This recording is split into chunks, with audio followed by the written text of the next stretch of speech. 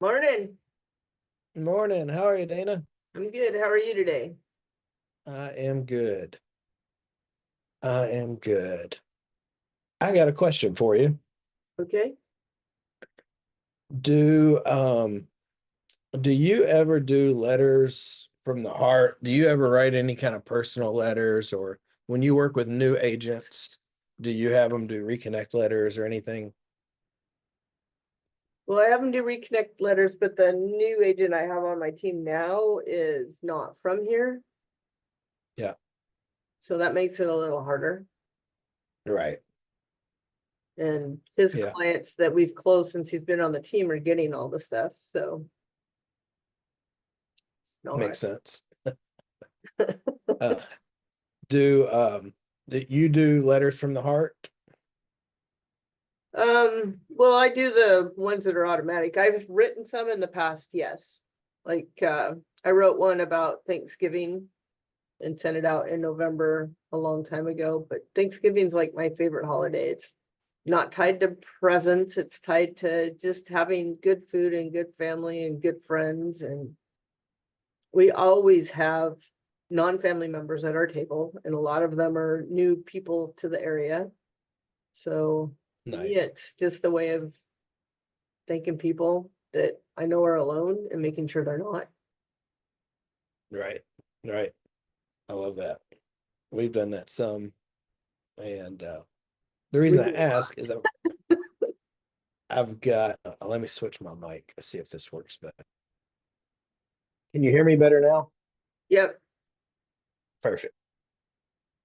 I've got one, two, three, four different options for microphones. That's too many. Yeah, yeah. Um, I've got the reason I ask, I've got some referrals while you sleep clients that they're not bro members and they're wanting to kind of get things going more quickly. And when I first got started, I had a reconnect letter, and then like I'm never gonna make the phone calls personally. And hey, Carol Ann, Okay. uh, and we're talking about Well, the reconnect letter is good, and so is the referral reminders. And if you write your own about people you've helped, those are even more impactful. yeah, that makes sense. Um, Carol Ann, have you ever like sent any kind of like mailers to your sphere of influence or anything? Oh yeah, I've done everything. 21 years in the business. 22, yeah. I don't send a lot of mailers these days. What's the question exactly? Like what's effective? So I've got hey Kara, hey Jerry. Hey there. And so I've got the background context is I've got some referrals while you sleep clients that they're like wanting to really launch and get result quickly. And referrals while you sleep, it keeps you top of mind with the people that you know. And it's kind of a like it's just it works in the background. It's kind of a slow boil. And when I first got into real estate, I sent like a personal letter. I've got some friends that are missionaries, and so it was almost like a missionary letter. Like, hey, this is what's been going on in my life. Here's how I can help you. Like, there wasn't a business card. There wasn't, like it was hand addressed. It was just like a personal letter. And by referral only, they kind of have something similar called the letter from the heart. I think the core does something similar to that. And um, so and I've taught some agents that in the past. I thought, I wonder if that could be something that, if someone wants to do something more, you could, and you don't want to call your people because I don't, um, you know, write a little kind of missionary letter, a personal letter. Hey, this is what's going on to connect with your top people. And so I was asking Dana if she'd ever done that, if you had. If I've got like top people that are really thinking, I probably would just bring them a pre-listing package. Say, hey, I'm dropping off all these to my client, my past clients, but obviously you're not. Just here's what's on title, here's your deed, I get everything from the title company and I put a little letter and be aggressive. If they're thinking of selling anyways, so I got everything, I know you're talking about it, here's my pre-listing package, some recommendations for the home, that kind of thing. Just drop it off. Yeah. Yeah. I like that idea. That's what And I that and this is kind of like, if you've got like a top 150 or a top 250, how do you, and you want to do more. I don't do any more. All that I do is I do my video once a week. I let Referrals While You Sleep run. Are you I've familiar got 3 in with escrow right now. Reminder Media? They have a magazine that's really nice. I was doing that for a while. It's kind of expensive, but it's nice, and it's the whole magazine is branded to you, and they get one every so often. With it? I have seen that. Isn't it like quarterly or like twice a year or quarterly is the But it's options? something you put on, there's like no date on it, so it can be used any time of year, and they send you a bunch. So when you got a listing appointment, you can bring one, and it's all your pictures on it, and they like it because it's nice article. Yeah. It's a good coffee table. I think that's a good one. Yeah. If you want to send something to your top 150, in my opinion, if you've got the money. Yeah. That'd probably be pretty expensive to send to each of your top 150, wouldn't it? Well, they send it automatically. It wasn't so bad. I mean, and it's a nice quality item that they'll keep. They're not going to just toss. Right. Or they'll give to someone else.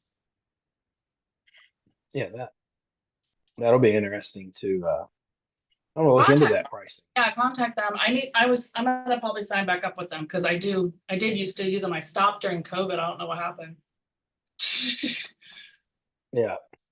I try to get stuff done as inexpensively as possible.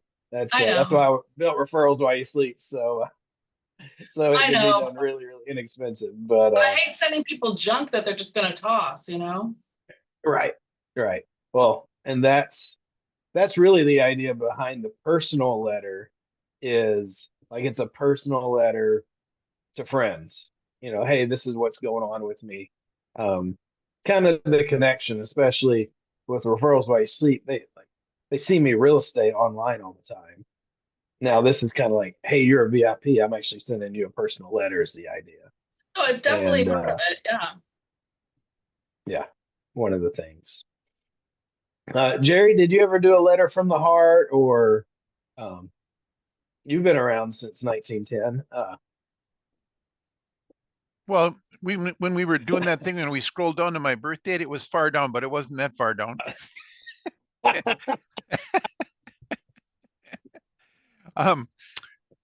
Yes, I have done a letter from the heart. I'm in the agency with BRO, so we do letter from the heart every month as an email, and a couple of other pieces that go out also. Nice. And is that like a personal type, or is it something that they write for you? They write for us. Nice. Yeah. That's Kira, that's kind of a training that me and Zach have been working on. This kind of quarterly personal letter for people like me that don't want to call their sphere and just want people to come to them. And that's the reason I was asking. And I'd love to know kind of like what question, do you have any anecdotes kind of that have happened? Anyone say that they're seeing you a lot of places, or any clients or any questions y'all have? I just got an application I'm working on right now. I haven't talked to these people in like 9 years, so I'm pretty sure I wouldn't be top of mind if it wasn't for Referrals While You Sleep. And it's a pretty nice one. They want to buy $830,000 house, so it'll be a good sized loan. That's nice. That's better than a little cabin on the pond. Yeah, pretty nice place. Yeah. Yeah, I've got 3 in escrow and have like had a consult last night, a buy and a sell, and me and Brad Brinkman, we keep laughing like we're trying to get out of the business, we say, but it just keeps coming in. So I've surrendered. I've surrendered. Like, all right, this is my path. I'll help these people.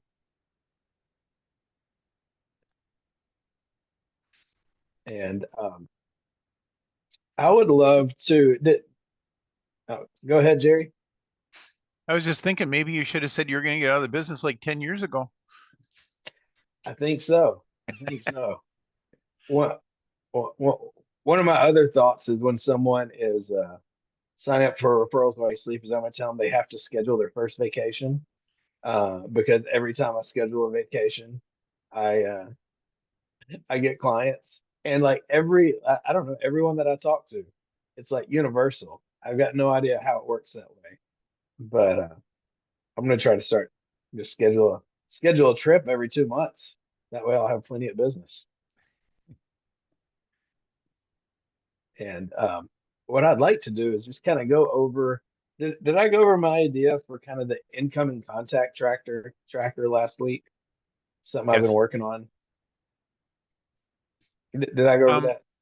Yeah. You went over it, but I don't think you actually sent it to us.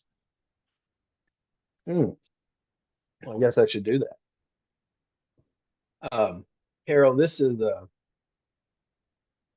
been working on, and it's pretty simple, but kind of a couple unique things, and that is going forward when people actually sign up for the referrals while you sleep trial. This is going to be one of the requirements to be part of the trial, and that's tracking all their incoming contacts. And the reason is I found a lot of times I get people reaching out to me, and I just assume that it was normal, that was always going to happen, or I ignore it. One of my favorite conversations was our friend Erin. I asked her if she had anyone that had been reaching out to her. She's like, no, I can't think of any. And then as she was talking, she said, wait a minute, I got an email this morning, and someone wanted to buy $1 million house. She hadn't talked to him in 10 years. And she's like, that had to be from this, but they didn't know.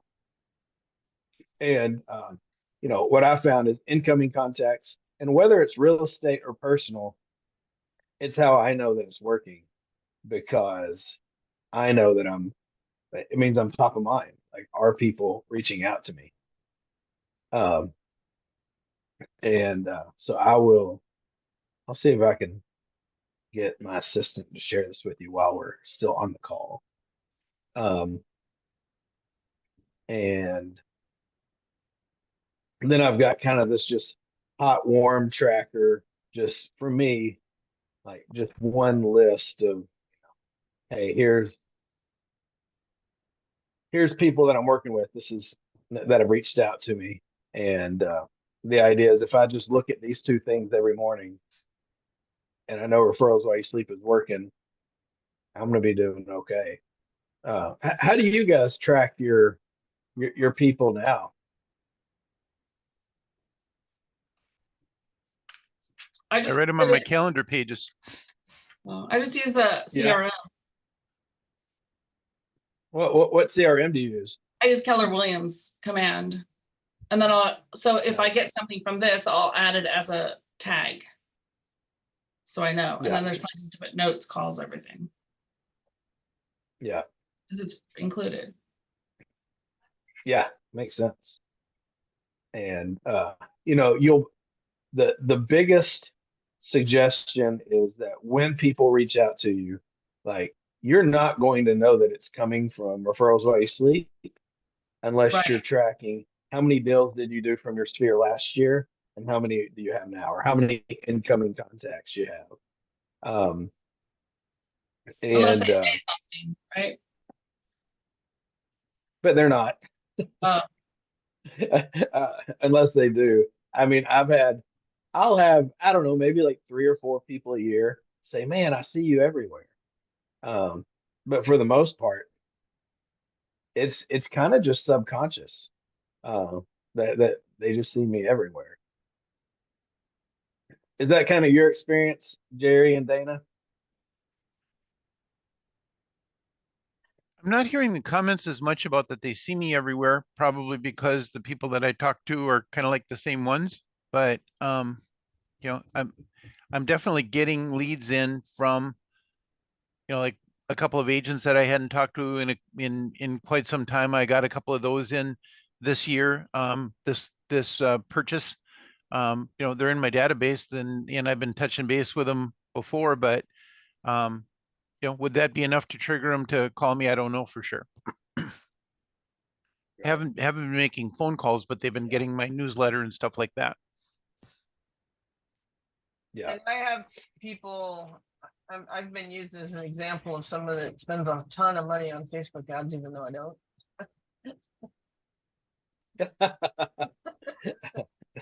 That's what they think. That's what they think. Yeah. They can think it all they And want. yeah, yeah. I used to always tell them, like, man, your marketing is you're everywhere. I'm like, yeah, I've got a really good marketing team that I built, but that's okay. And Kira, do you have any questions? I know we're just getting rolling with you, on Me? like the duo videos or anything. I don't really have any questions right now. How do the duo videos work? What does that look like? We're actually going to do some here in a little bit. What we'll do is we will split up into um, into breakout rooms. So there'll be 2 of us, and it's perfect now. Brad just got here, um, and Brad is. Are you at an airport? No, no, I'm at a little coffee shop, and I was wondering, I was, is the music loud? Because I don't want to. It is. Okay, good, great. So I'm Yeah. just gonna mute until spoken to. Perfect. Perfect. Um, and so the way that duo videos work, Kira, it was something my friend Paul Verkoven, he loves video, and he kind of helped come up with this idea, and we massaged it together. And the idea is, like, we all need to do video. Like, there was a company I used to pay like $700 a month, and they would hop on a call with me every other week. And I remember it was this guy in the middle of Iowa. He'd hop on a call, and he'd let me record video, and like it was just accountability for me because I knew it was important, and I was never going to do it because for me it's kind of painful just to look at the camera and talk, because for me I'm talking to the camera, but I've got a whole circus behind my head saying, oh my gosh, you look silly, why did you say that? And I mean, it's the reason people on TV get paid millions of dollars. It's a hard skill. And but I'm great at conversations. I mean, that's real estate. And so me and Paul realized, like, if we just hop on a Zoom call and we have a conversation about real estate and record it, that's really good content. And especially, people today, they're used to, Joe Rogan or whatever the podcasters are, where people are having conversations, and people love it kind of lets them eavesdrop on that conversations. And so we've built a way to do that, and it usually happens in 3 parts. And I'll type it out here. Duo video. You'll see all my notes here.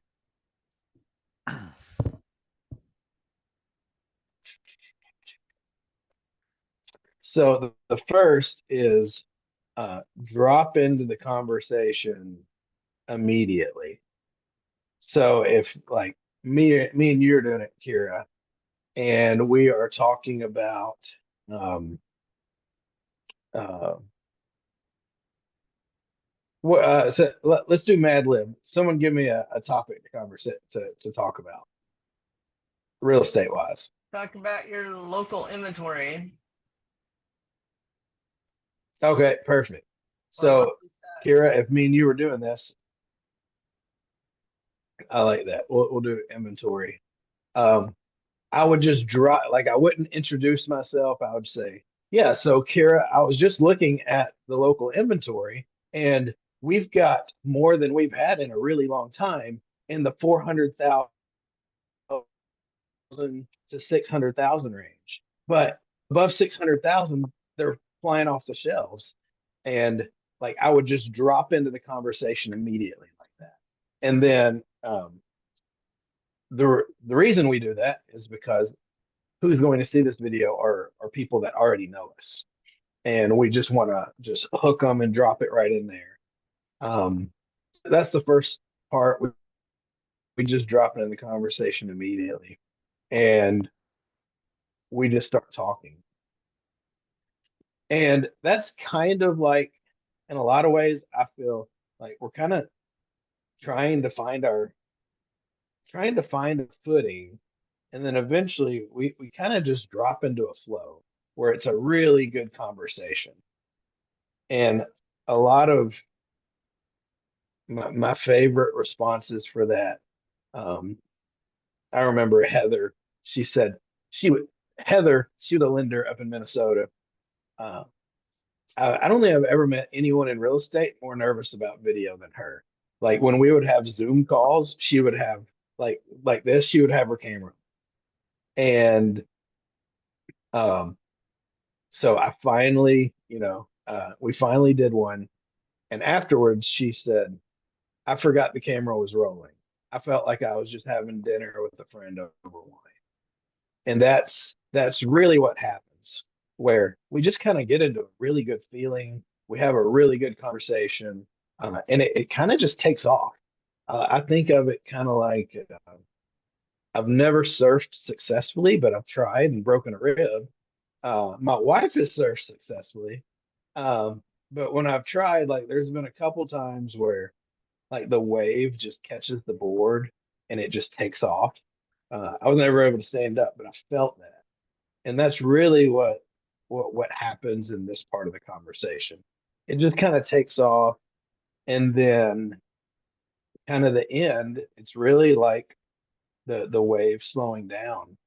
It just kind of like we just get to a nice little stopping point. The conversation slows, and I'll say, um, you know, Kira, thank you for talking with me. Like, what's if someone's in Vegas, what's the best way that they can reach out to you? Just say, my cell phone number is usually good, and like, all right, well, that's great. Hopefully, we'll chat again, and and then that's it. And so usually it takes, for me, I'm long-winded. I've been told most of mine are like 12 to 20 minutes. Some people do them shorter. Um, I've found that for me, it takes about 5 minutes for us to like drop into that conversation where it takes off. And then we usually we just talk until it kind of slows down. And for me, that's usually kind of 10 or 12 minutes. And then we sign off. And what that ends up doing is it makes just a really good video. And of course, then it gives us stuff to slice up, and that's what the people see. So we'll actually do one today. Um, Brad, Jerry, Dana, you guys have done these a lot. Do you have any kind of feedback? Anything I miss? I have a question because Caroline and I did one. We did a duo video, so she went to a really good. It was a really good seminar that she went to. Well, I don't know if you call it seminar, presentation, whatever. Ed Milet was at the talk, and I actually, because I'm usually in a cave and I don't get out much. She told me about him, and she's like, "Oh, listen to this." And I saw this thing on this video, and I saw 2 hours on the thing. I'm like, "Oh man, really?" And then I started listening to it, and I was like, "I like this guy. This is pretty good stuff." And so anyway, she said, "Oh, I'm going to the live event." I was like, "Cool." And she's like, then she said, "Hey, can we do a video? Because I want to share what I learned." And I was like, "Oh, what a great idea." So Charlie, the 12-minute was probably about an hour, just because it was like there was a flow, you know. And so I wanted to ask Yeah. your advice on that. It's like there was such a good exchange. Is that good for referrals while you sleep, to just cut up all those things, or is it better to do a lot of little ones? You know, so what would be your advice there? It's like a really good sales letter. It can't be too as long as it's like good, like, I mean, it just needs to be as long as it needs to be. So I actually did I think it was like a 47-minute, 45-minute duo video with Paul Verhoeven when the plague hit. And, because real estate was crazy during COVID and everything.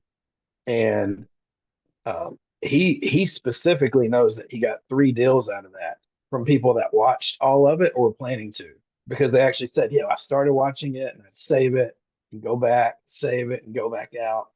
And so I love long videos. I usually say 12 to 20 minutes because a lot of people freak out when they hear bigger numbers. But like if it's good and it's entertaining and like you're in flow, like you said, I love longer ones. We can get about 10 really good clips from 20 minutes. And so, if you got an hour long, we can probably get, 30 really good clips. And I mean, we can't have too much good video. Like That answers it. Yeah, that's does helpful. that answer your question? It does, because knowing that, okay, if we got a 12-minute video, we're gonna get a good, we're gonna get a good, like 5 or 6 conservatively clips that are decent out of that 12-minute conversation. Yeah. Yeah. And just so that that's super helpful. Thank you. Yeah. And Tracy and I do a video usually once a week, although we missed last week. And we talk about different topics that we're getting questions on for the week. And once a month, we always do a review of where the market is and what interest rates are doing and what the feds have said and what we think is going to happen, whether that's right or wrong. But they get quite a few hits, so they got to be okay. Yeah. I like that. Yeah. I mean, how many questions do we get? Got plenty of fodder for that. Fodder. That's a funny word. Fodder. Jerry, do you have any kind of tips on it? No, I think that the hardest part is kind of knowing when to drop off. Okay, this topic is pretty well closed out. I think we're done now, and to just end it. So like Brad said, his flow was going really well, and they went for almost an hour. I've never had one that's gone that long. And I've had other ones that have felt long at 3 minutes. So it just, that's probably the hardest part is, okay, this one is good. We'll just end it. And then, probably the next thought is, how do you end it? What do you say to end it? Yeah. I like that. Yeah. And so for me, a lot of times, like those first 3 minutes are the like 4 or 5 minutes, like they are the hardest. Like I'm trying to find my footing. It's kind of awkward, especially if like we've never done a do-over. And then that's why I said, like, I'm really kind of searching for kind of where it just takes off. And once it does, I just let it take off. So I actually go into it kind of expecting these first few minutes are going to be, I'll just keep using the surfing metaphor. The first couple minutes are going to be like the choppy water. You got to just get through get through it until you can kind of get to where it's kind of smooth and peaceful. Um, I really want to surf in life. Hopefully I can do that one day, without breaking a rib. Man, I had no idea the trauma that you experienced, Charlie. I can fix that. We can work through this. All right. You'll be my mentor with that. Absolutely.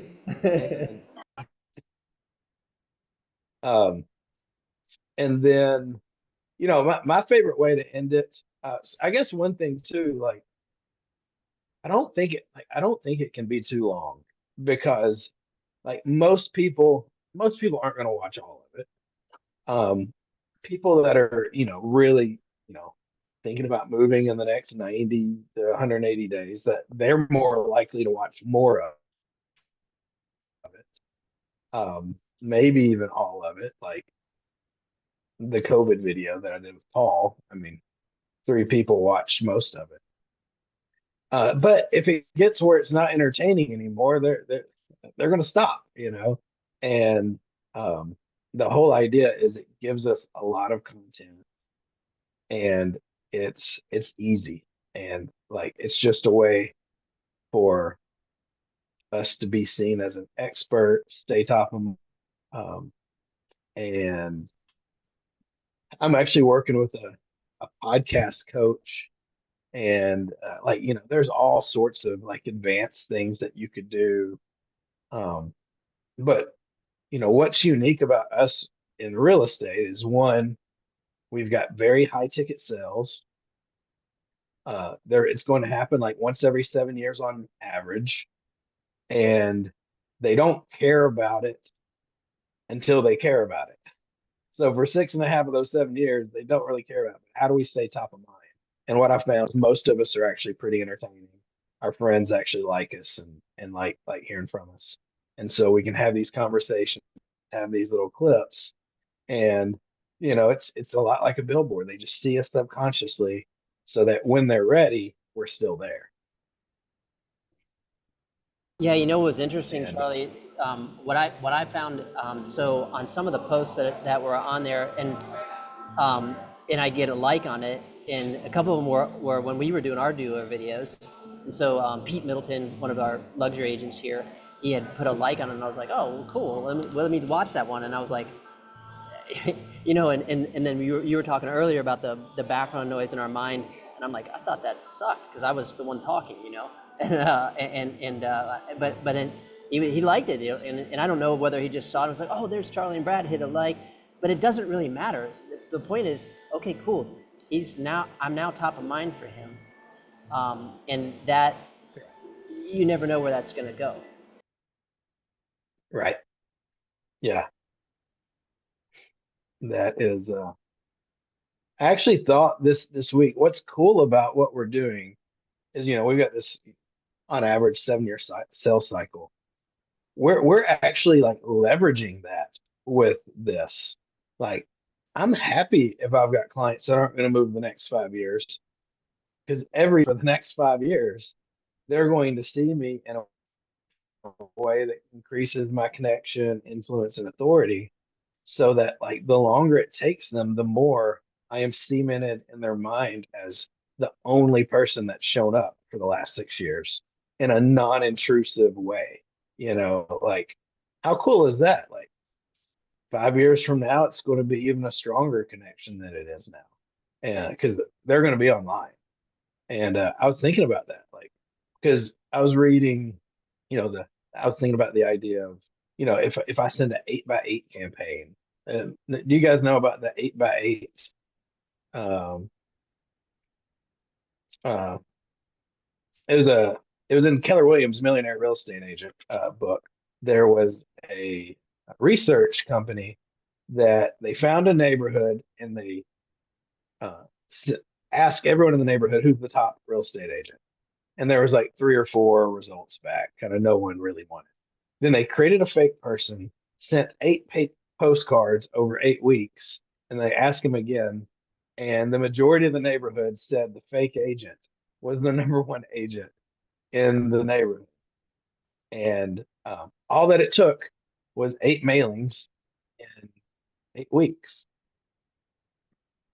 The issue with that is like, what happens if you do it at the wrong timing? You know, if I do it this week, but then they're not moving for 2 years and someone else does it right then, like that, they're going to forget about me. So what we're doing is staying top of mind, you know, so that whenever they're ready, whether it's a year or 2 years from now, we're always the one. And that's just a lot of relief for me. Of course, Dana, Jerry, you guys have had this practice for a while. And I guess you guys just, Dana, do you just expect that you're going to get people calling you Well, I'm out every and week? about Is too, that and I fair? do calls. I hit it hard in January for the annual reviews to make sure and not everybody wants one, and some people want it every year. The ones that want it every year, I Yeah. have their names written down, I give them a call, I already have it done. Cause I know, but Yeah. it's easier to jumpstart my year doing that. And normally I do bold in the fall, but they don't even have one locally here. Oh, yeah. Which makes you do a lot of calls too. But I call people for Yeah. Thanksgiving and people that I haven't heard from for a while. Just roll through the database. It's always good. Yeah. Yeah, that makes sense. And I'd love to kind of, do you have any questions about the duo videos? Because we got about 25 minutes left, and I think I'd like to split us up to be able to do those. Yeah, just one last comment was, Did you have a question, Brad? yeah, one last comment.